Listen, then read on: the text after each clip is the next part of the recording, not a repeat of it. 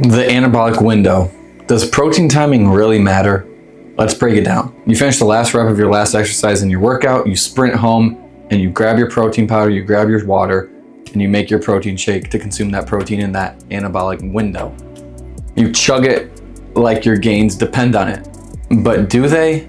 Let's break down the truth about the anabolic window and when protein intake really matters.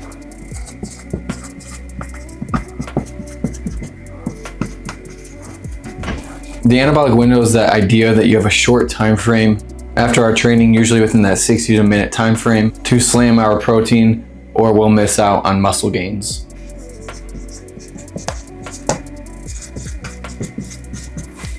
Is this a myth? Well, sort of. Recent research shows that the anabolic window is wider than we thought, more like a 4 to 6 hour period. That's where protein matters the most. It's not about a time frame or a clock. However, it's about our total daily intake of protein and when our last protein meal was. If you eat a high protein meal 1 to 2 hours before you work out, your body's still digesting and absorbing it after we train. That means that anabolic window is already open. Now, what does matter for muscle growth?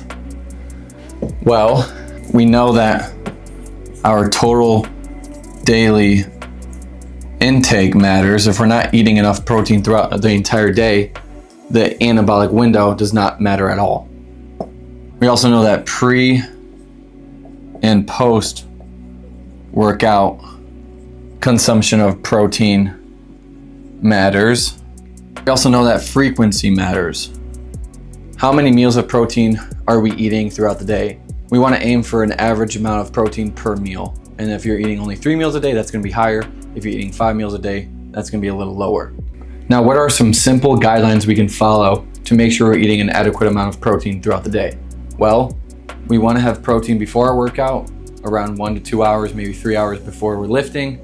And we obviously want to consume protein after our workout, but there's no rush into getting into that 30 to 60 minute anabolic window, because as we just mentioned, that signs that sort of statement has been retracted and is falsified. And then we just want to calendar 3 to 4 meals with an even amount of protein throughout the day, just to make sure we're reaching that total daily intake of protein by the time we go to bed. Consistency is better than precision.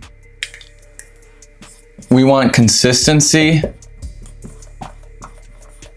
over precision, right?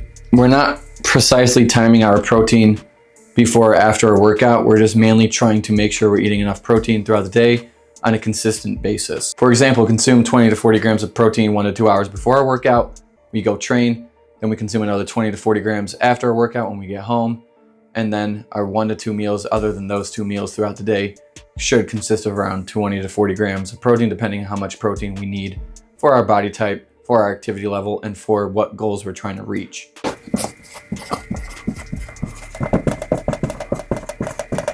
Now, what are some common mistakes when we talk about protein intake?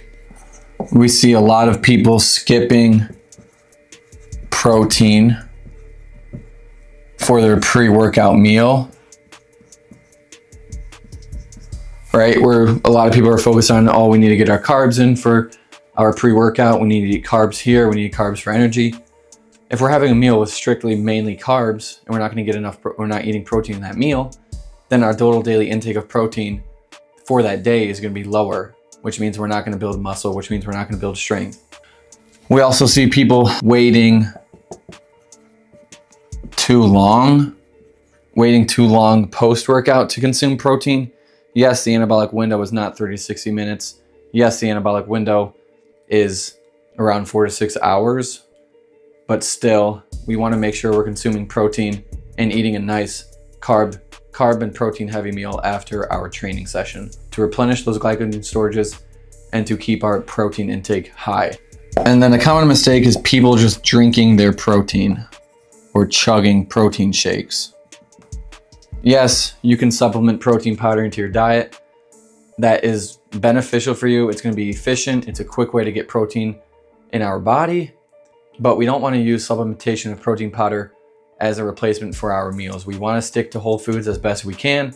We want to have a caloric dense or nutrient dense meal post workout that consists of protein, that consists of carbs, healthy fats, but we don't want to just go home from a workout and just think that chugging a protein shake of 120 calories with 25 grams of protein is gonna help us put on muscle, because it's not, right?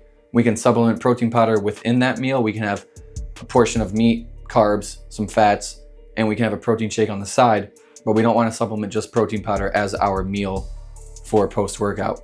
So just a quick final message about the anabolic window and protein timing. There's no scientific evidence that proves that the anabolic window of 30 to 60 minutes is what we need to increase muscle protein synthesis.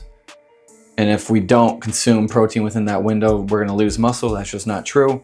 More studies are coming out proving that, one, there's no uptake limit for protein consumption for any meal. You can eat 100 grams of protein, you're still gonna be able to digest and absorb that all. And there's also no scientific evidence saying that that little time window is when we need to consume protein. If we don't, we're losing gains. That's just not true. It is beneficial though to time our protein smart, to make sure we're consistently hitting our protein intake each day, whether that's 4 meals a day, 5 meals a day, 6 meals a day, whatever the case may be. We wanna try to stay consistent with how much protein we're eating for each meal. So if I'm eating 4 meals a day, I need around 30, 40 grams per meal. If I'm eating 6 meals a day, that can be 20 to 25 grams of protein per meal. If I'm eating only 2 to 3 meals per day, that's gonna be maybe 60 grams of protein per meal. So protein timing does matter in the sense that we do wanna make sure we're eating adequate amounts of protein pre and post workout, but it's not a rule of thumb where we need to look at the clock and say, okay, we need to hit protein right when we get home. We need to consume protein right when we get home. Don't stress over the clock. Eat enough protein, eat consistently, and let your training do the rest. Like always, guys, like, comment, subscribe for more. This is just a short video just debunking the whole anabolic window statement. And yeah, it's simplified for you guys. Drop a follow, drop a comment, drop a like, subscribe if you're new. And yeah, your support means the world to me, and I'll see you guys in the next video.